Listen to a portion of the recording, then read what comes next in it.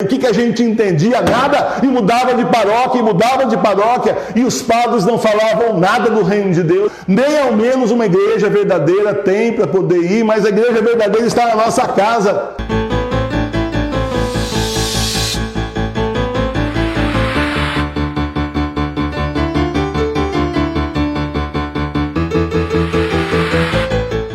Muita gente está preferindo rezar em casa, na sua igreja doméstica.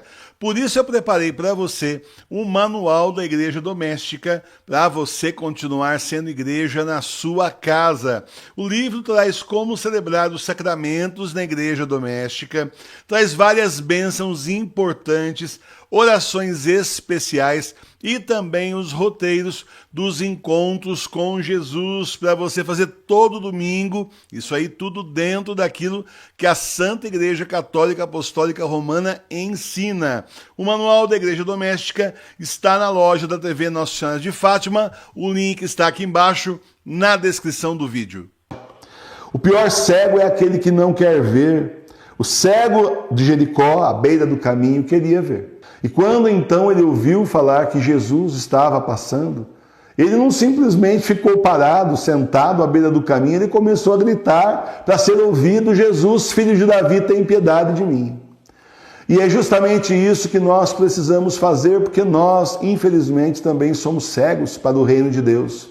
Quantas coisas reveladas, escritas aqui na Bíblia Sagrada, quantas coisas a igreja, a verdadeira, nos ensina através da sagrada tradição, do sagrado magistério.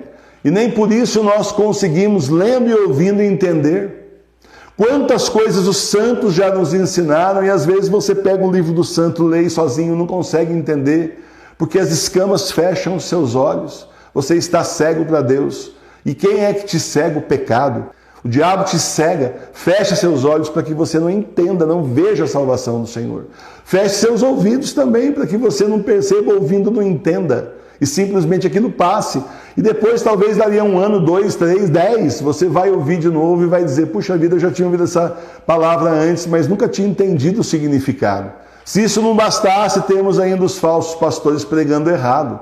E aí a coisa fica pior. Porque você vai à igreja, ou ia à igreja, tentando ouvir a palavra de Deus. Nós mudamos de paróquia em paróquia, tentando entender o que o Senhor estava falando, indo atrás de padres, pessoas que são teoricamente ordenadas, com uma ordenação teoricamente válida. E o que a gente entendia? Nada, e mudava de paróquia, e os padres não falavam nada do reino de Deus, e a gente não conseguia entender. Eles só nos acusavam de pecadores, e nem por isso mostravam o caminho da salvação, a saída para o pecado.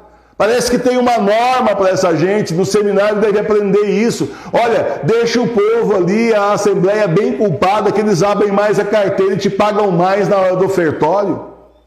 E a gente então, não bastasse a nossa própria cegueira pelo pecado, pelo demônio, nem ao menos uma igreja verdadeira tem para poder ir, mas a igreja verdadeira está na nossa casa. E nós temos agora os livros dos discípulos, os livros dos apóstolos, dos santos, a Bíblia do século XVIII. Você vai ver sempre, todo dia que você ouvir aqui, a tradução é muito diferente. Se você já tem na sua casa, compare.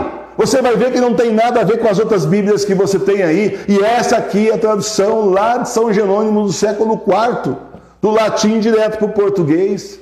E é assim que o Senhor vai abrindo seus olhos, tirando as escamas dos seus olhos, para você ver o que Ele realmente quer de você. Mas você precisa querer, você precisa se assumir: eu sou pecador, meu Deus, abre meus olhos, eu quero a salvação, mas eu não enxergo. Eu escuto e não entendo. Envia o Espírito Santo, Senhor, para que eu possa então finalmente entender a vossa palavra e fazer a vossa vontade. Jesus chega para o cego e pergunta justamente para ele: o que tu queres? Que queres de mim? Ela fala assim: poxa, mas ele é cego, é claro que ele quer enxergar. Não, ele podia querer cura de outra coisa. Jesus sabia que era isso, e Jesus conhece o nosso coração. Mas nós precisamos pedir, nós precisamos implorar a misericórdia de Deus. Quanta coisa Deus te dá todos os dias sem nem você pedir. Você vai ver aquilo daqui a 1 ano, 2, 10, e talvez você nunca veja.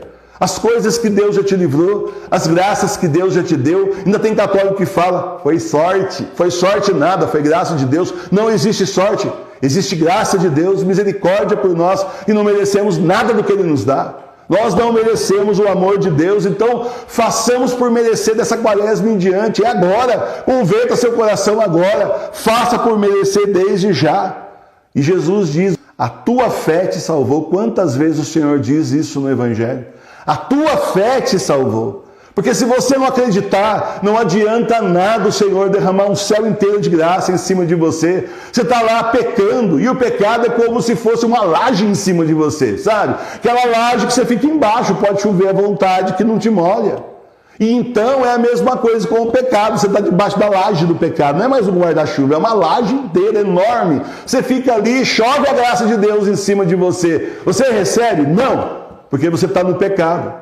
Então peçamos ao Senhor Jesus Cristo que nos abra a mente, tire as escamas dos nossos olhos e faça com que a gente enxergue o que Ele quer de nós. Vamos sair da vida do pecado, vigiar para não pecar nunca mais, ter esse propósito, eu não quero pecar mais, e vigiar o que você fala. Olha, você quer não pecar no seu falar? É simples, fale menos. Nós falamos demais. A gente joga muito conversa fora, como se fala. A gente joga conversa fora e dá chance para o demônio entrar no meio da conversa e a gente desenvolver raciocínios em nós e na outra pessoa e desviar o nosso raciocínio de Deus. O mundo está acabando, o Senhor está voltando, o anticristo está aí e a gente perde o nosso tempo falando das coisas do mundo, do demônio. Não! Vamos nos concentrar em Cristo Jesus. Não vamos nos preocupar com a vida dos vizinhos. Sabe aquela coisa de fofoca? Novela, pelo amor de Deus, não assista mais. Nem fofoca de política também. Vamos nos concentrar em rezar para que o Senhor tome conta do nosso país, do nosso mundo e abrevie a nossa aprovação. Aí sim nós conseguiremos então atravessar essa fase com Cristo Jesus do nosso lado. Vamos pedir a Jesus que nos livre da pior cegueira. A pior cegueira é a cegueira espiritual.